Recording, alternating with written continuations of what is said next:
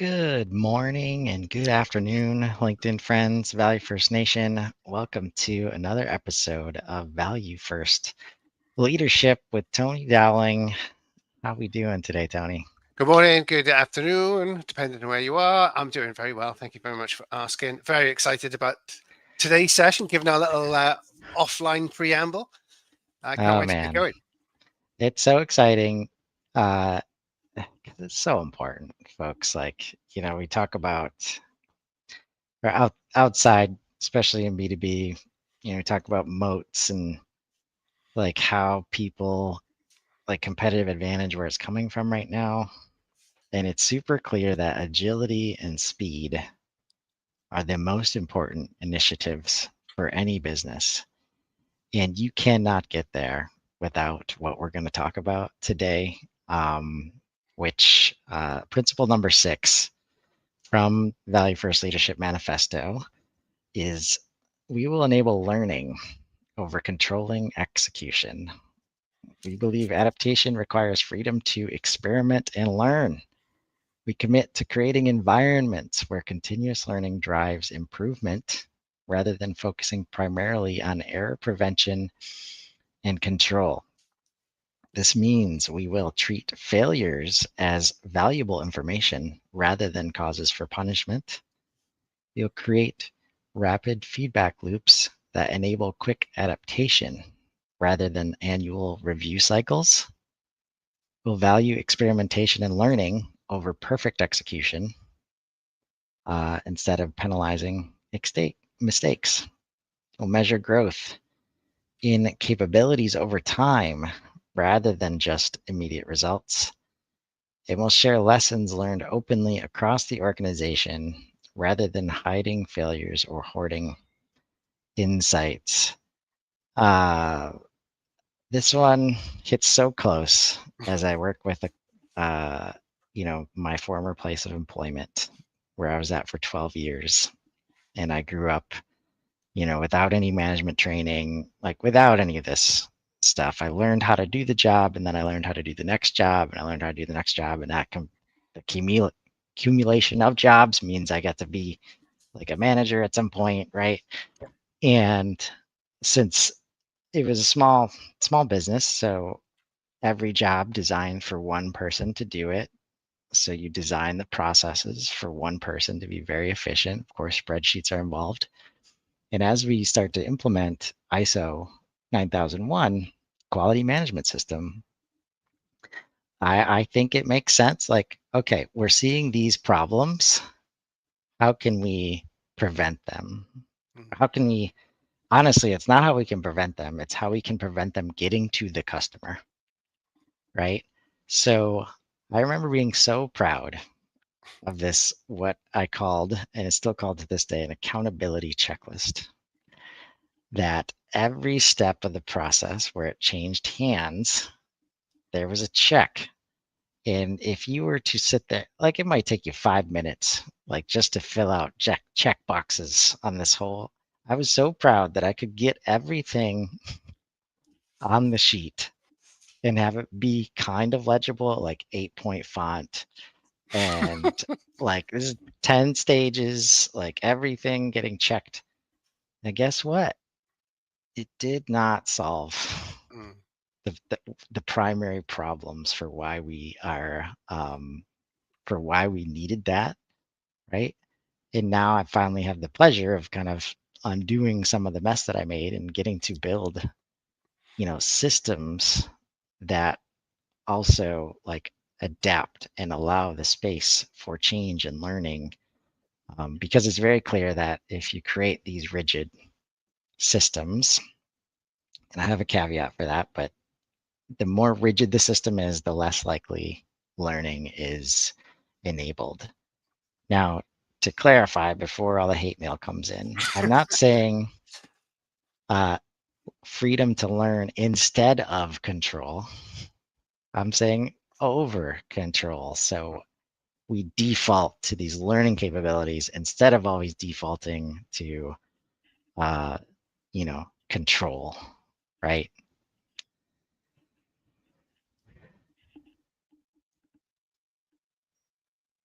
What do you think? Is that I think you've put it brilliantly. You've summed up the episode or the value first position brilliantly. I think what I love about the episodes is that they're all building on themselves. That each one sort of is a nice prelim for the next one. And we've talked about powerful questions, enabling success, powerful questions, removing barriers before we've got here, enabling learning over control. And as you say, it's over control. So an organization, by definition, needs to be controlled because it needs to achieve objectives, whatever those objectives might be. If you're a Milton Friedmanite, then it'll be profit over everything, which I think has got a lot to do with the problems that we see in industry and the world even today. And value first is the antidote to that, profit over everything in many ways. But it's also fair to say, I think that there's an element of horses for courses with value first as well. You know, there are organizations and there will be scenarios within organizations where control is really, really important. Clearly, safety, for instance, health and safety, you know, you're handling dangerous chemicals and so on and so on. You really don't want people fiddling with the processes. You know, the processes have been put in place, particularly if they've over trial and error, as we're sort of discussing. On the other hand, and this was what I keep coming back to, we don't, generally speaking, have the same problems that we had in industry 20 years ago. Certainly not 50 years ago. And the problems that we face today, where do I get my next lead from? How do I cut through all of the noise? How do we explain to people how to buy from us most effectively? These problems require a degree of creativity, flexibility, adaptability, agility, as you said, that we've never seen in our organization. In fact, you would argue, and I think this is what we are arguing, in fact, has been driven out of organizations up until relatively recently. So this idea that you're going to allow the teams to learn to solve problems effectively is quite foreign to a lot of people. I think it's quite an alien idea. And I think there's a fake or a false dichotomy at play, as you've just said. It doesn't mean throwing the towel in. It doesn't mean that you're going to just go on, everyone, do what you want, because you've still got to achieve those objectives, right? Whatever those objectives are. So that's the control bit. Now, I prefer generally. I prefer. This is why recruitment, I think, is so important. I prefer to have a team around me who are aligned in order to do the control. Right? And yes? by aligned, I mean we're all working towards the same end. Even if we have different views, different ideas, and we're going to argue with each other and so on and so on, we're all working towards the same end. So, real life situation. I spoke to a client this morning of a senior sales leader and the senior business leader butting heads. And my observation was that it was not a systems or a process problem that they were arguing about. It was actually a philosophy problem they were arguing about. And the leader needs the sales leader to do things in a certain way. The sales leader is kind of, we don't need to do it that way. and this is where this whole thing starts. This has evolved. This organization has evolved that way because of this whole thing, because of fear of psychological safety, because of fear of getting picked up, because of fear of having your targets rolled on top of you, because of fear of not getting your commissions and all this. It's created this silo within the sales organization where they're hugely resistant to any kind of change, hugely resistant. So they're not learning anything. In fact, the whole thing was precipitated by a training session I held last week where one of the young people in the room didn't want to be there, which is not unusual in itself, but misunderstood something I said and told me that they didn't have time to teach me how their job, Oh, wow. how their job was different to other parts of the business. So it's a perfect example, So what you've got are silos, structures, rigid processes. This is the way we do it. This is the way it's always been done, and you're just going to fail. it's just going to fail. As soon as it becomes more difficult to find that revenue, as soon as that revenue becomes under increasing pressure, as soon as profit ceases to be a powerful enough imperative, and it's not even in their organization, it's not really. Value is far more useful to them. Then they're going to struggle, and they are struggling. They do struggle, which is why I'm in there. So let's Yeah. say the learning culture is really difficult for hidebound traditional managers, traditional leaders, um, especially when you take in that human psychology of, I'm the boss, I'm the leader. My comfort comes from everybody doing what I say. I'm more relaxed because I know what you're up to. I'm more relaxed because I know you're executing A, B, C, D, E, rather than having this kind of uh, go out there and learn the solutions sort of attitude. So this is the key one. I think this is the critical one. You don't Yeah. surround yourself with the right team, it doesn't happen, and you don't have the right leadership, and it doesn't happen. Right. Sorry, I ranted a bit. No, no, I think it's only fair. And and as we talk about it, like this is where the nuance of all this, like none of this is easy. We're certainly not suggesting that, but like where it's hard, like where the effort is required, if you do the work up front to figure out where the control needs to be, right? That means everything. And in the situation I described, and again, how how industrial processes have been built, right? Even lean, like coming from Toyota, where you see the problem and then you hit the button, right?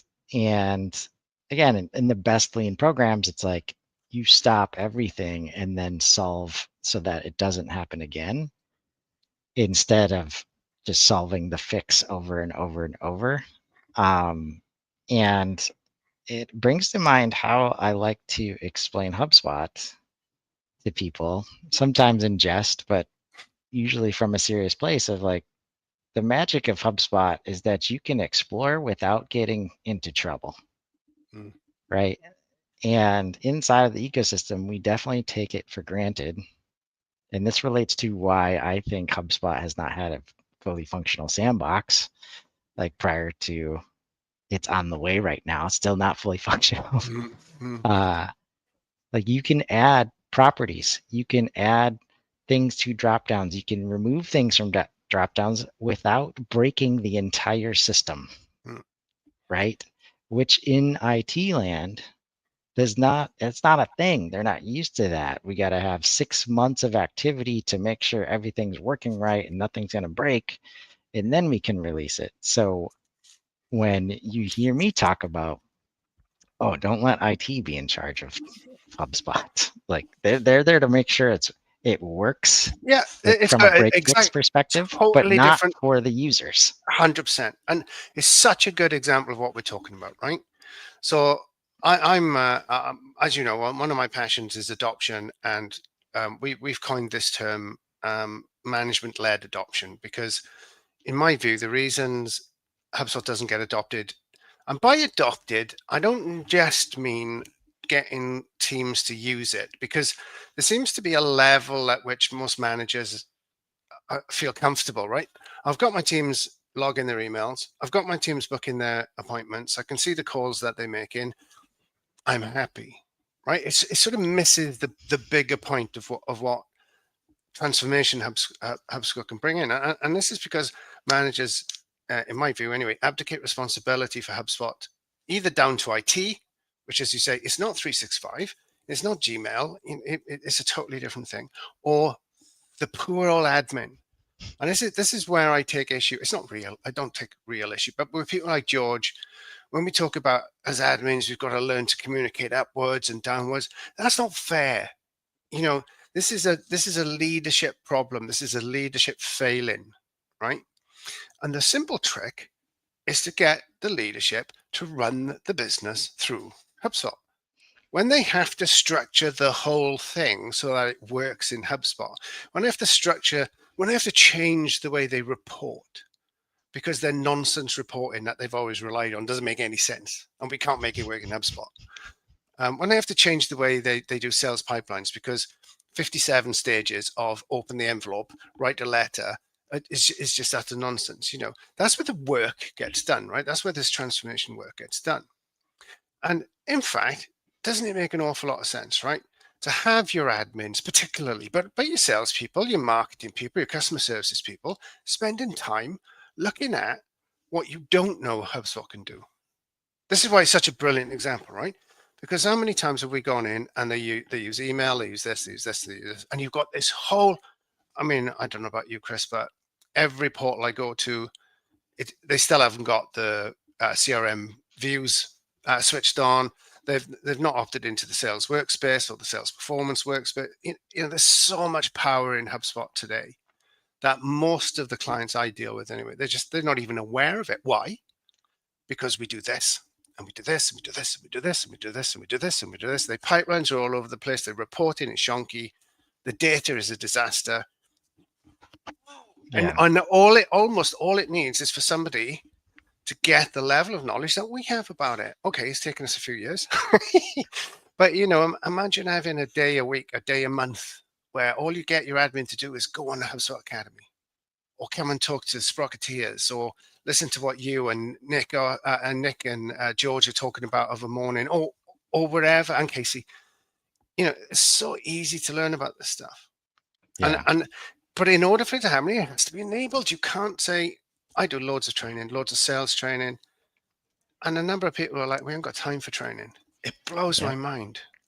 Absolutely Yeah. blows my mind. And this like Sorry, go on.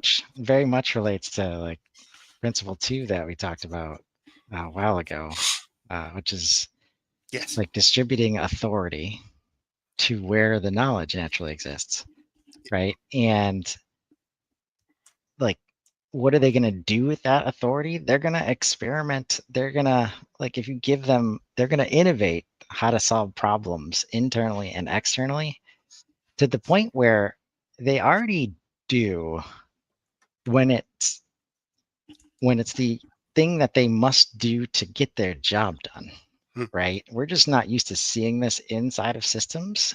Usually this is where the app creep in the organization comes from. It's like, okay, I can't use Microsoft Copilot, but I can use my own ChatGPT account to get this done. So I'm going to use that to like write emails faster or better, whatever, right? I'm going to create my own spreadsheets that help me do all these calculations and all these reports. I'm going to create my own slides, even though it's not in brand, or I need to communicate this. Like, I have to close this deal. I need to get this word out, right? They come up with ways, we come up with ways as humans to solve Of for course you do. the problem at hand within the constraints Yep. that we're given, Yep. right? And so much energy goes into this siloed way of solving for problems because we try to control in the wrong places. And so that situation I described with HubSpot, the reason HubSpot's different is they control at the foundational level of the database and what you can do. And this is where you hear the word guardrails, right? Versus the Salesforces and the WordPresses of the world, where it's like, here's a blank slate, you can build whatever you want, right? And it creates this whole industry of solving a complexity problem instead of actually solving for customers. Yeah. And because HubSpot made that very, very intentional choice, we don't have to have the level of control that exists in these other systems, right? And it just works too well in terms of it, what we're talking about in terms of, again, you don't say no, like just throw out all the controls. No. But where you apply it just means everything. And see, I learned a few years ago that even economics. I'm sorry, even economics is philosophy. I learned that these different, these big brains, the Keynes of this world and Milton Friedman, and we were talking about earlier, all these people who are so influential, they don't know, they just believe, right? They have a philosophy, and politicians and so on are set the world on certain directions on the basis of their convictions. Less so today, maybe. But that's no. This is not science, right? This is not like hard and fast causal. If you do X, then Y will happen. No, in economies, it doesn't. It might happen. It should happen, and maybe it will. 8 times out of 10. But this is the same thing within your organization.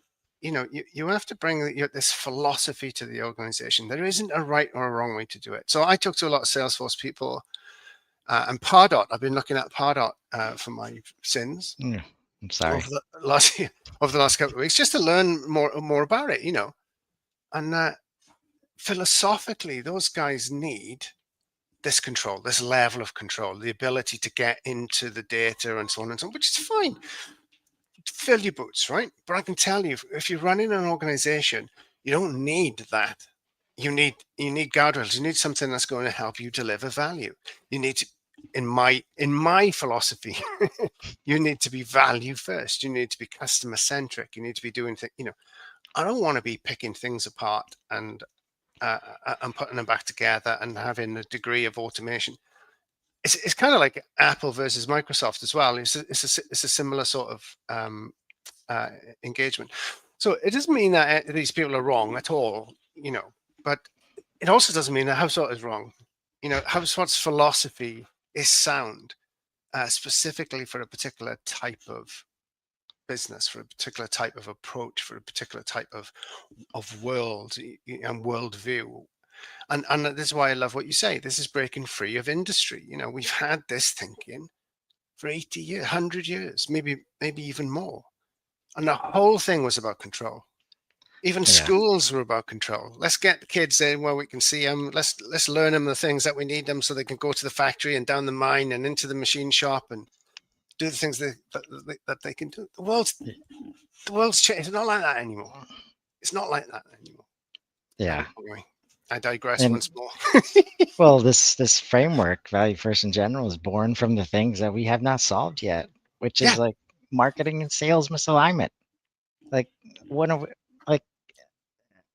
a lot of this is because AI, like humans aren't going to solve it in a lot of cases, right? And for if we lots don't, of different reasons, it's almost too many to comprehend, which is why we won't solve it.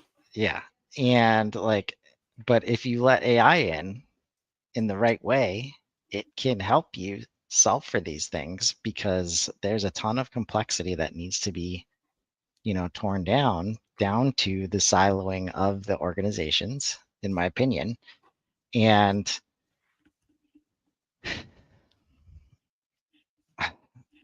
it is complex, and things like marketing and sales misalignment, the quote to cash optimization, that's the most important function of a business almost.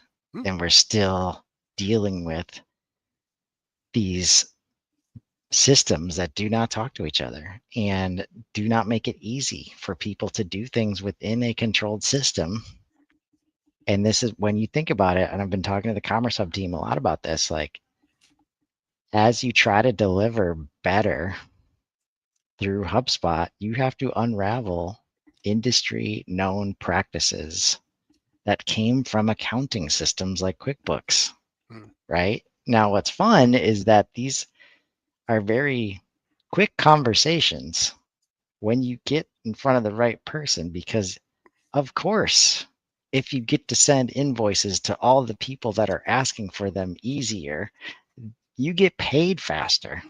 Your collection list goes down, right? In 15 minutes with anybody in accounting or finance, we'll get them bought in, right? But here we are, and that's because so much has been driven by this control infrastructure, which makes sense because accounting's got to be right, the dollars have to be right. So all these systems came from that place of zeros and ones, no flexibility, right? And we don't want anybody trying to be flexible, because that's when, you know, the forecasts and all the things that haven't even worked, like it just, we're in a different time, Mm, and there is a way to solve for this, mm, right? But it's decentralizing and moving the control focus, because literally the closer you get to the end user with the control, the worse it's going to be. Like mm, the harder it is to maintain, mm, the more expensive it is to maintain, and in all likelihood you're not even solving like the problem there, mm, right? mm. So that reporting question again, I mean, it's sort of related to the conversation I was having with a client today. There are different parts of the siloed business are looking for different things from the reporting. It's insane, and what you end up with is some kind of humanized, arcane series of shortcuts that people take. Right? They look at the data and they know the business so deeply. They're able to, on the fly, they're able to make these adjustments, and to you guys that'll mean X, Y, and Z, because there's so much knowledge that they've then acquired, which is a nightmare in itself. What happens if that person falls over, right? Yeah. So, um, why not instead of living with that problem, why not put a team together? It don't even have to be multidisciplinary. Just make it the account people in accounting. Put a team together to solve that problem. This is what I talk about when I'm talking about creativity. Okay, we have a problem. The reporting in our business doesn't make sense to anyone. That's a problem, right? That's a major problem. And the number of times I mean, I even come up against organizations of decent sizes. Most businesses, I would say, Yeah, like they don't don't even feel have. good about their reporting. Yeah, 100%. Yeah. They don't trust it because the data. It's not even that. It's more fundamental than that. It's like, what are we measuring? Why are we measuring it for? What are we here to do? Marketing will tell you one thing, sales will tell you something else, accounts will tell you something else. It's crazy, Yeah. absolutely crazy. What we're And here to that's do is where like, provide value to the client, to the yeah. customer, to the. Yeah. And that's where like when you have that kind of misalignment, there's only one part of the business that can solve for that, Mm, which is why we're on the show. And that's leadership. And this position is so important, and because it doesn't have to be hard. Like if you can wrap your mind around this, then again you get to determine fit like real quick, and not everybody wants to like say no to the mm, the big deals that are going to end up costing them more money in the long run anyways. uh but at least in the world of HubSpot, one of the quickest things I try to do, no matter who in the organization comes to me with, we need to clean our data or we need to get more out of HubSpot, is, does leadership understand what HubSpot is supposed to be doing for their business right now?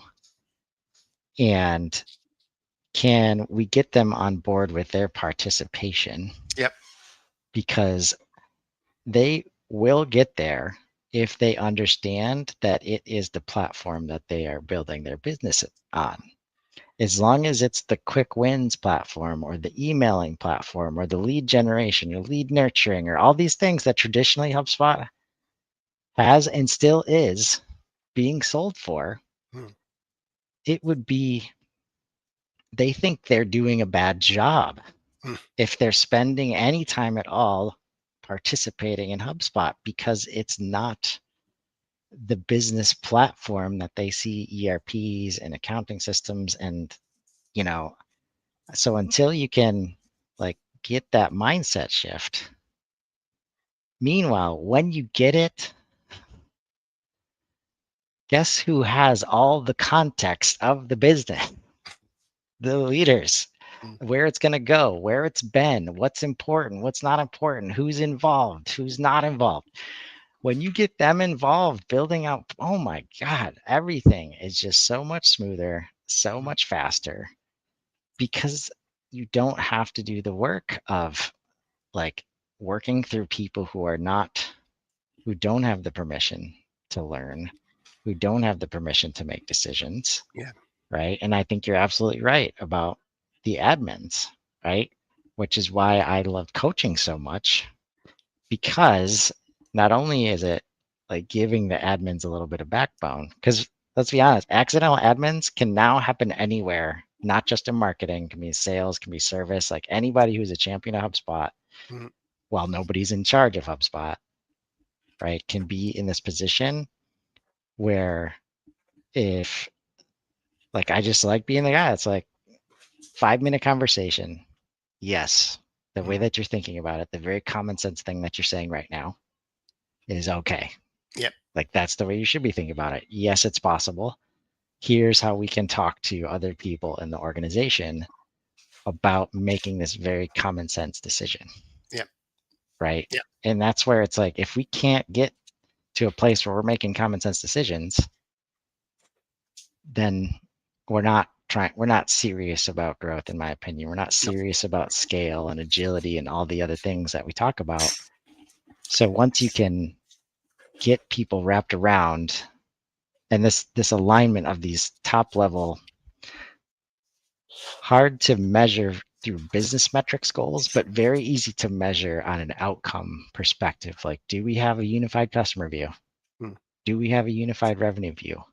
Do we have unified business context? Is our team enabled Mm. by our systems, or are they working for the systems? These are very measurable things in that Yep. we know if it's true or not, Yeah. right? This is why we rely on feedback loops to do this job. It's exactly, you've just listed half a dozen feedback loops, and as soon as management and leadership appreciate that's actually what we're trying to achieve here, I think it makes it easier for them to understand the points 100%. that we were making. So that's all they're doing is looking for feedback loops, and they've got Power BI and Looker Studio, and they've got all, and HubSpot, and all they're doing is looking for the feedback loop, right? So what we've got to do is sit down with them, and we've got to agree, what are the key ones, what are the feedback loops that are going to make the difference, what are the ones that are going to, that are going to create the numbers, and let's optimize around that. This is part of the issue with software. If you don't, if you're not going to build on it, then you end up building it for the sake of building it, and then you end up with admins having almost, this is the opposite side, you know having so much, they learn so much stuff, they build so many things, they add complexity but it's not needed, because leadership is not given a clear enough direction as to where we want to go. And I think that's part of the problem. There aren't, I keep saying it, there are no bad teams, only bad leaders. If your learning culture is creating chaos, adding complexity, taking you away from where you need to be, it's because leadership is not directing the learning. And I much prefer the word directing than controlling. It's kind of the same thing, but we're all aligned. We're all moving in the same direction, right? We all want to get there, but we still need a leader to either push us or pull us forward. you know, I think the key, you said something there, it just went bing, set off light to my head, right? It's growth. If you look at a typical organization development cycle, the product life cycle, as they talk about, and you go through introduction into growth, into maturity, and then inevitably into decline. The only way to offset that decline is to continually reinvent growth. The only way to do that is to do the things that we're talking about now. When you don't do that, when your organization becomes so hidebound that it stops being able to um, flex, it stops being able to jump to a different track. When you get so big, so siloed, so hidebound, so process orientated, the organization is eventually going to die. So actually, I think this is a key part of the value first framework. It's in order to achieve growth. This is what we're talking about, because you can achieve being stagnant, you can achieve decline by not doing any of these things. And this is what this is why a lot of organizations do that. They they they're fresh, they're new, they're young, they're effective, then they hammer out all the innovation mistakes. They hammer out all of the learning. They process and optimize and so on and so on until the organization eventually starts to go the other way. It's fascinating if you think of it from that perspective. But in order to encourage this growth, having this circular idea, um, it's like a circular economy. We talk a lot about that in the UK. And I'm not sure if there's such a thing in the US at the minute, where you're actually feeding the very people that are buying from you. Value Hmm. first is what it's all about. Yep. Unless you have that, the business is absolutely going to follow. And there's so many examples of where it does. It's not funny. Right. And I'm going to show an example. One, Hmm? I'm super excited about what I've been creating recently. But the reason that, like, if you get to these top level goals of outcomes, like Yep. unified customer view, like this is where so much is of what you've been taught in terms of KPIs and out outputs versus outcomes and all these things, like it just all of it misses the point to where so much of what's happening right now is that people know that scoring is broken, has always been broken, never Mm, tells the whole story. Attribution sucks. Like, mm. right. So imagine a unified customer view here. Like, can you even get agreement on what this means, like for the business, right? So single complete picture across all touch points. What is a touch point? Like, do we just cherry pick our touch points? Most of the time, yes, because it's based on what we can measure. So we have a bunch of measurement happening in marketing, and then we have almost all word of mouth coming from sales team, right? Um, which you can imagine the passion of word of mouth and its proximity to the dollars almost always overrides the data, right? And what the Yep. data is telling us, right? Yep. So imagine like you have to, like, once you get a leader on board with saying, okay, this should be a number one goal for our business, right? And we know that there's a bunch of stuff that we haven't been able to measure in the past, but we know it's super important, right? And AI now can look in all the places and help you understand and bring together all this activity, but you have to ask it to bring together this activity first, right? So outside of this value path journey, but I will highlight, you reminded me real quick, like Mm. some people ask like why the breakout of these stages, right? Because this has traditionally been customer and then champion and nothing in between, Mm. right? Just like you said, adoption is not just using a system or a service or a product. It is realizing the value Yep. of what's been created and delivered here, right? Because often it's like, oh, you're using it. You must want to give us a testimonial and blah blah blah, Yeah. right? Yeah. Like, what? No, I use it because I have to. I don't even like it, Yeah. right? But like the nuance of these are so important. And again, like if you understand the nuance, then you're going to ask better questions. So this view is showing somebody that went from audience to champion over the course of 18 months, right? And it shows things like we co-created content with this person. They referred qualified prospects, right? We partner with them to do things for the organization, and that's what leads to, additional business. And as we click into here, let's say co-created white paper. So this is Mm. the kind of thing that would never touch a CRM, but is so easy to track it in HubSpot because you have Content Hub and you have these other things. This is what it means to have contacts in your CRM that are not just sales contacts, Yep. right? So relationship signals, they're spending a lot of time with us. We're both creating value, right? Long-term partnerships, how are we showing that, right? And what are we learning from that, right? If we click on this comparison to traditional CRM real quick, like what is usually missed? right? When we just have a list, no context, no intelligence, just a list of activity, right? 6 months of relationship building, completely invisible.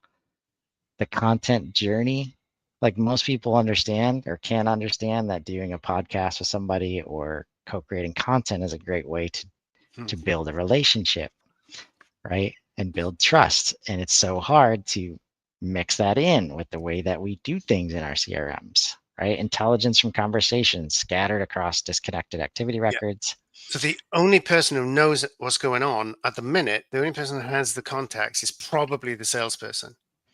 Right. And the salesperson acts as the unofficial glue of the relationship because they see all of that stuff that's now in there because of the way that you're approaching it. And this is why I get so excited about AI from a CRM perspective, especially because you've built it in Content Hub so the AI knows about it. You don't have to be a rep. The rep doesn't have to resort to key punching in order to get that information. And we just have to create. Just like, we don't have to. I used to record my sales calls. I used to have to write them on a piece of paper. We don't have to do that anymore. We just use the calendar and we use the email integration. It's going to get to the place where that context is there, particularly if we're approaching it differently. Say the whole driver of this is the single customer view. Otherwise, what's important? Well, how many emails did you send them and how long did it take you to close it? And those things aren't even important. Yeah. You And when know, you don't, and when it's KPI focused, and as a leader, you haven't said unified customer view is important, and instead exactly. revenue or margin or profit is important. The salesperson, like Tony said, has the unified customer view in their head, even if they didn't, even if they're not leveraging all of it, they won't share it all because they know that their sales manager doesn't give a shit that they just created a piece of content together. The Yeah. customer is probably super excited, and the salesperson's like, "Oh yeah, that sounds great. Cool. Good to hear that.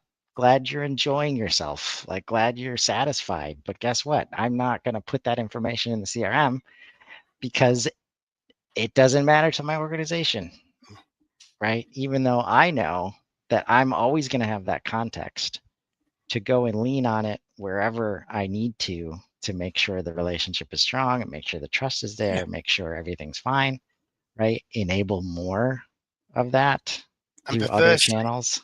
perversely, the great salespeople I've worked with, they also enjoy that work with the client Yeah. because we're going beyond just touching them up for a deal or negotiating a price or whatever, and we're actually working with the customer. It's the greatest feeling in the world when, as a salesperson, you are helping an organization achieve its objectives through the product that you sell and the context that you can provide, the content that you can go into events with them. My salespeople used to love supporting organizations. I was working in media at the time. We take a road show to the client's premises. The salespeople were made up because, I always think of them as salespeople, my special little salespeople. They've got such a brilliant attitude until we drum it out of them. They just want to help people. They Mm-hmm. just want to help people. That's the driver for most salespeople. Not the big commission animals. I'm not saying, but it's fast. You say, and when the organization is not bothered about that, all that work is lost. All that work slips between the cracks. And as soon as that salesperson leaves, the client goes with them. That is the truth. And ultimately, I think that's one of the biggest outcomes of freedom to learn here is that we constantly innovate ways to be more helpful, to Yeah, be more present, you know, to help customers with that, whatever they're speaking on that day. Like, even when it's like, okay, can we turn this part of the recording off so that we can just have, I know you're going through some stuff right now. Like, those kinds of conversations, like where we're just human to human. yeah, Like, the thing that we should be asking from AI most right now is to enable that at scale. Like, help me be present, help me be human wherever I am, whenever I am, with whoever I'm with, right? That's possible now. yeah, And I think that's where I'm not going to try and change the word selling. But when we talk about 100% of your time spent selling, we can get there now, right? We just have to ask for our AI friends and our systems and the people managing those systems to build that out and to like feel safe doing so, right? So this was a fun one, as always, Mr. Dowling. Thank you very much. I Let's enjoyed. see. Next week, we will be here for the 7th principle. And it's like I just scripted it, even though I didn't. We will foster authentic connection over Nice. formal hierarchy. Nice. Yes, I look forward to that one. And until then, thanks so much, Tony. Everybody have a wonderful week. See you next week, guys. Thank you.